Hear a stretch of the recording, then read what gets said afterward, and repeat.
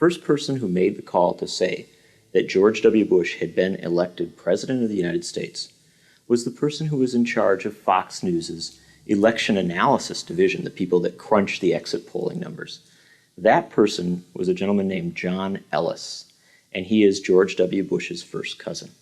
At around 2 in the morning on election night, a new set of data had come in, and it was complex data from precincts all over Florida. The proper answer in analyzing that data unquestionably was you couldn't tell. It was too close to call. There was simply no clear winner. Instead, John Ellis called it as a clear win for George Bush.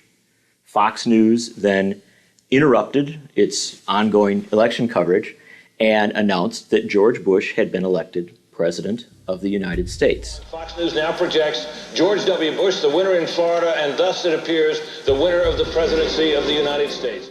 Now, what's significant about that is not the intervention of the president's cousin to declare his relative the new president of the United States. It was the fact that within minutes, ABC, NBC, CBS also fell right in line, calling Bush as the winner. George Bush is the president-elect of the United States. Bush wins. ABC News is now going to project that Florida goes to Mr. Bush. There's no way that they could have crunched the data in that time to come to that conclusion. In fact, quite the opposite. They should have come to the conclusion which the Associated Press came to, which was that you couldn't make a call. When Fox made the call that Bush had won and the other networks followed on, that created the perception that Bush was the winner. In fact, he wasn't. But that perception was what really held for the next 37 days. And I would suggest to you that that call on election night had more to do with making George Bush president than any recount or ballot design issue. We gave our audience bad information. Our lengthy and critical self-examination shows that we let our viewers down. I apologize for making those bad projections that night. It will not happen again. In the old Soviet Union, you used to hear about the party line shifting 180 degrees.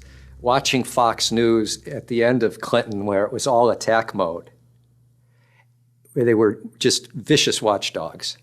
And then Bush takes power and they're like little lapdogs. It was like night and day, and it's a party line shift. The president has the direction and the vision to take us into the future boldly and with courage and with optimism. He is an extraordinarily straightforward leader. He says what he's going to do and he does it. The president stands for steady leadership during a time of enormous change and challenge. But the president is on Air Force One and the plane has now touched down in New Mexico. This is as strong a pro-national security conservative president as I've ever seen. This is a guy who says what he means and means what he says. But the president is a gentleman. You know, he set a different tone for his campaign.